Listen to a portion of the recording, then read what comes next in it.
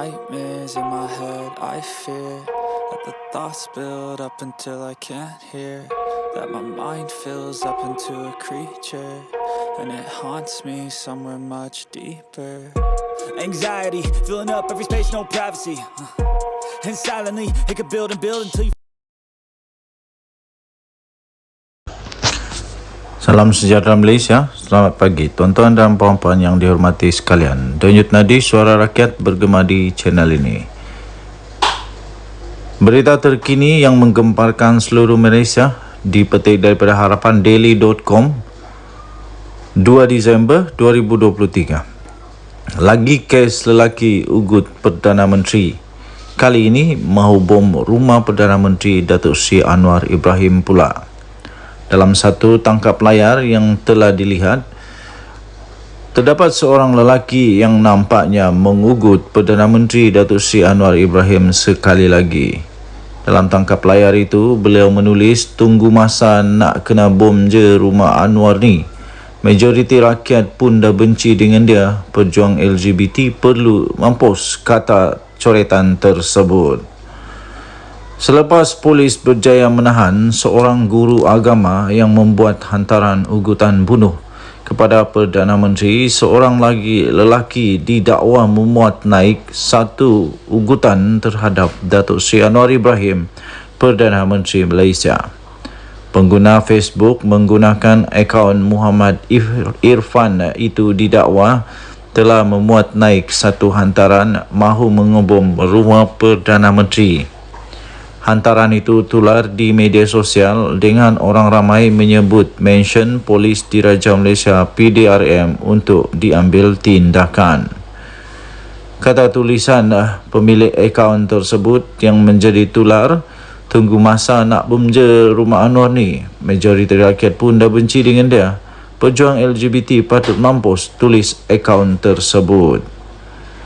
Bagaimanapun, individu tersebut kemudian memuat naik hantaran baru mendakwa akaun miliknya digodam orang yang tidak berpuas hati terhadapnya.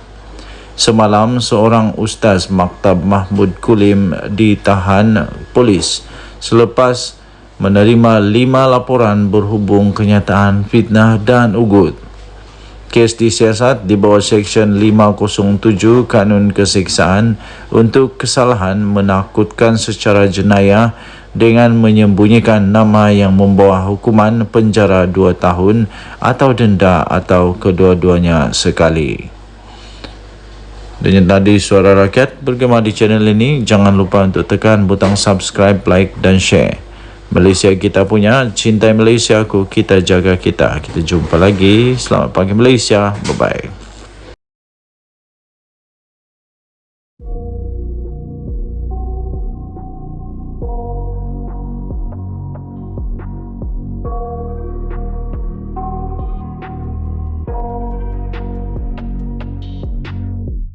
I got nightmares in my head, I fear that the thoughts build up until I can't hear, that my mind fills up into a creature, and it haunts me somewhere much deeper. Anxiety, filling up every space, no privacy, and silently, it could build and build until you. Salam sejahtera Malaysia, denyut nadi suara rakyat bergema di channel ini. Berita terkini secara rasmi, Perikatan Nasional menang besar di PRK Kemaman dengan juga Ahmad Samsuri, Menteri Besar Terengganu, dijulang sebagai calon Perdana Menteri untuk Parti PAS. Pada 8.30 malam tadi, Setiausaha Agung UMNO Ashraf Wazdi Dusuki akhirnya tampil dan mengucapkan tahniah kepada PAS atas kemenangan mereka. Dia berkata kemenangan Perikatan Nasional itu walau bagaimanapun tidak akan mengubah Kerajaan Perpaduan yang masih mempunyai 152 ahli parlimen, manakala pembangkang kekal dengan hanya 69 ahli parlimen sahaja. Katanya sekarang boleh fokus segala usaha membela kebajikan rakyat dan memacu kembali ekonomi negara. Tambahnya lagi, buat semua pengundi setia Barisan Nasional, terima kasih banyak kerana masih meyakini perjuangan ini, tulisnya di laman Facebooknya. Dia menggesa penyokong BN supaya tidak terlalu kecewa dan supaya terus dapat meneruskan perjuangan. Samsuri pula dijulang sebagai calon Perdana Menteri Malaysia untuk PAS. Pengacara majlis di Arena Square berulang kali merujuk Ahmad Samsuri sebagai calon Perdana Menteri untuk PAS. Ahmad Samsuri yang kini telah berusia 53 tahun, kini menggalas jawatan Menteri Besar Terengganu untuk penggal kedua. Berasal dari Besut, Samsuri memiliki PhD dalam bidang kejuruteraan aeroangkasa. Dia pernah menjadi pensyarah universiti dan menjadi terkenal apabila berkhidmat sebagai setiausaha politik Presiden PAS Abdul Hadi Awang pada 2018 ketika berusia 38 tahun. Dikenali dalam kalangan PAS sebagai Dr. Sam, dia menyertai jawatan kuasa PAS Pusat pada 2009 dan dipilih sebagai naib Presiden PAS pada 2019. Berdasarkan pengiraan Malaysia kini menggunakan angka tak rasmi, Ahmad Samsuri dari PN telah memenangi pilihan raya kecil. Walau bagaimanapun, oleh sebab Ashraf Wajdi Dusuki telah pun mengucapkan tahniah kepada PAS di atas kemenangan mereka, bolehlah dianggap sebagai secara rasmi PAS telah menang di PRK Kemaman. Tahniah diucapkan untuk PAS. Sekali lagi, Denyut Nadi, Suara Rakyat bergema di channel ini. Jangan lupa tekan butang subscribe, like dan share. Bye-bye.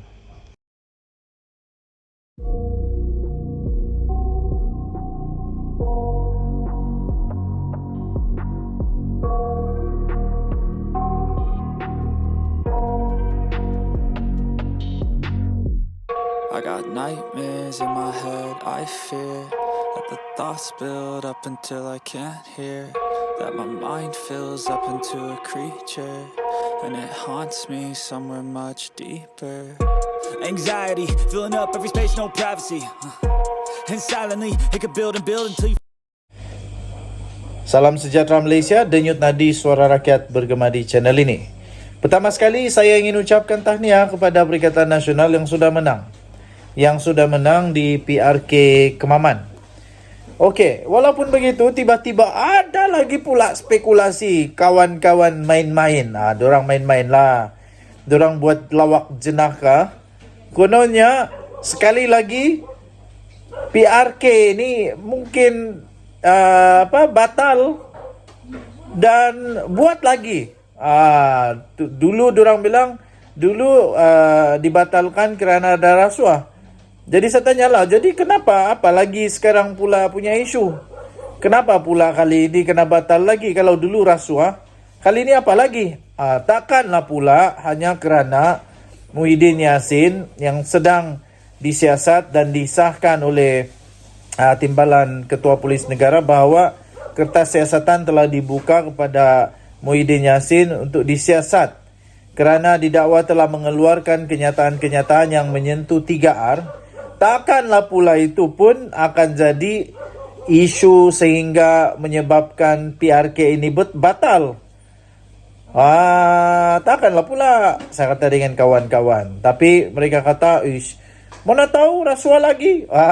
Tidaklah, kali ini saya rasa terbukti bahawa di Kemaman memang Perikatan Nasional kuat. Ternyata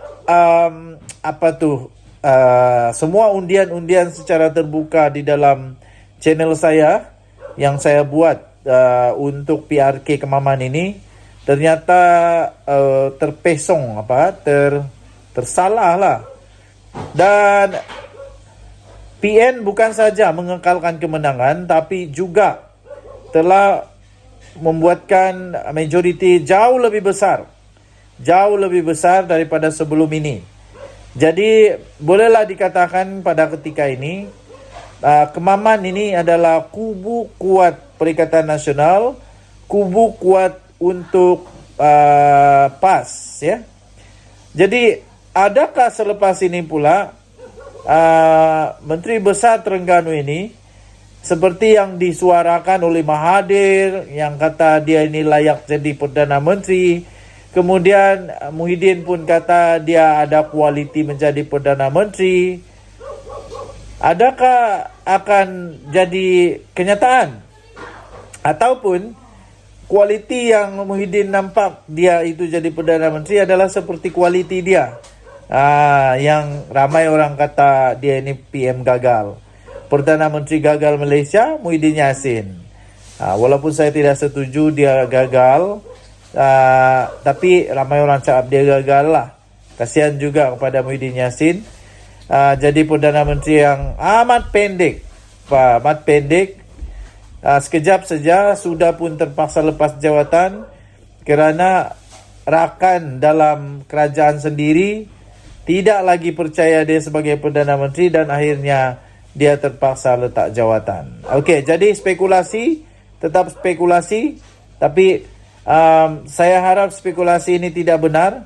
Saya harap spekulasi ini adalah spekulasi yang tidak benar. Kerana jangan lagi lah ada PRK lagi. Jangan lagi, tolonglah.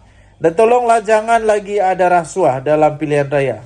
Membazir duit Malaysia, membazir duit negara. Ingat berapa ringgit mau buat PRK, ingat sikit-sikit. Kalau PRK punya duit itu dibuat untuk bantu rakyat miskin, berapa ribu orang boleh dibantu? Berapa ramai pelajar-pelajar miskin dapat dibantu. Jadi saya tolak spekulasi ini dan saya juga berharap semoga spekulasi ini tidak benar. Walaupun hanya main-main, lawak jenaka, melawak kawan-kawan buat joke sebenarnya, tapi walaupun joke, saya dengan serius menolak joke ini daripada berlaku kenyataan. Saya tidak setuju kalau ada lagi PRK. Saya tidak setuju kalau ada lagi. Dan harap-harap tiada lagi lah rasuah dari siapa-siapalah. Tiada lagi rasuah. Hentikanlah rasuah. Kalau main dengan jujur. Kalau main politik yang baik. Jangan buat politik yang berdosa. Tiada guna menang kalau hanya rasuah. Tapi ini terbukti bukan rasuah, boleh menang. Tahniah diucapkan.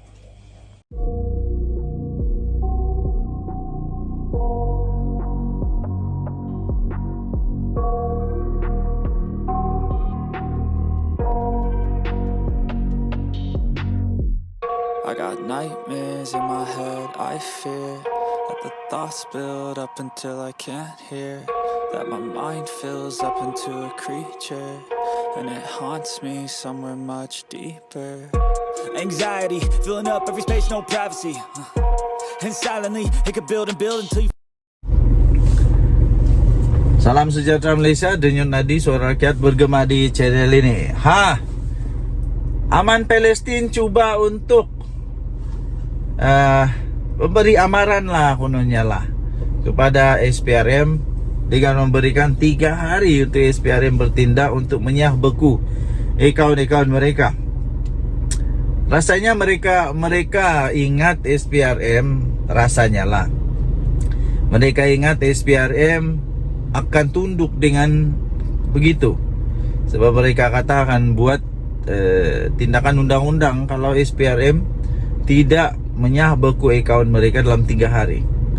Akhirnya SPRM bagi jawapan paling padu. Ingat SPRM takut? SPRM tak takut lah. SPRM tak takut. Lagipun yang pegang kad ini bukan Aman Palestin, tapi SPRM. Tahu SPRM? Yang sekarang ini dalam keadaan yang salah, terdesak, yang dalam keadaan bukanlah kelebihan berpihak kepada anda, ialah Aman Palestin. Beku akaun Aman Palestin, SPRM akhirnya sedia untuk kemukakan justifikasi kepada mahkamah. Makna kata begini, SPRM tak takut dan sedia untuk lawan di mahkamah. Sedia untuk lawan di mahkamah. Apalagi Aman Palestin, kalau betul-betul kamu berani, pergilah buat dakwaan kepada SPRM. SPRM tak takut, mereka sedia untuk lawan. Tapi kalau kamu sudah memang betul-betul mau lawan SPRM, pastikan kamu pun sedia untuk sebarang keadaan ataupun sebarang kesan-kesan lah yang akan datang. SPRM tidak akan main-main. SPRM akan korek sampai ke lubang cacing. Jadi kalau memang kamu ada rasa 1-2 salah, lebih baik bekerja samalah dengan SPRM. SPRM bersedia untuk mengemukakan justifikasi kepada mahkamah berikutan isu pembekuan aset pertubuhan bukan kerajaan NGO Aman Palestin. Bos SPRM sendiri, Tan Sri Azam Baki, tampil dan berkata tindakan di dalam pembekuan aset itu merupakan prosedur biasa yang dilakukan oleh SPRM. Yang Aman Palestin terus moroyan habis. Kenapa? Memang itu prosedur biasa. Memang prosedur biasa, bukan kamu saja yang kena begitu. Siapapun kalau ada memang begitu, ada siasatan, memang begitu yang akan dibuat. Malah Bersatu pun kena tahu. Bekas Perdana Menteri punya parti sendiri kena. Ada apa dengan Aman Palestin sampai tidak mau kena? Siapa orang kuat di sana sampai tidak mau kena? Bersatu yang ada bekas Perdana Menteri pun kena, apalagi yang biasa-biasa aja nih. Jadi janganlah nak perasan yang kamu ni special sampai tidak boleh untuk disiasat, tidak boleh untuk diambil tindakan oleh SPRM mengikut prosedur. Ini prosedur biasalah, bukan ada sebarang niat jahat ke tidak. SPRM menjalankan siasatan secara profesional dan adil tanpa sebarang niat jahat atau ada apa-apa prasangka buruk pada mana-mana pihak. Betul tuh. Terpulanglah kepada mana-mana pihak untuk mengambil tindakan undang-undang sekiranya mereka berasa ada keperluan untuk berbuat demikian. Jadi SPRM sedia untuk mendedahkan kepada mahkamah justifikasi mengapa pembekuan aset itu dibuat. Katanya dalam satu kenyataan pada Selasa. Jadi apalagi? Ini lampu hijau nih. Kalau berani pergi saman ataupun pergi saman SPRM, pergi dakwa SPRM kalau beranilah.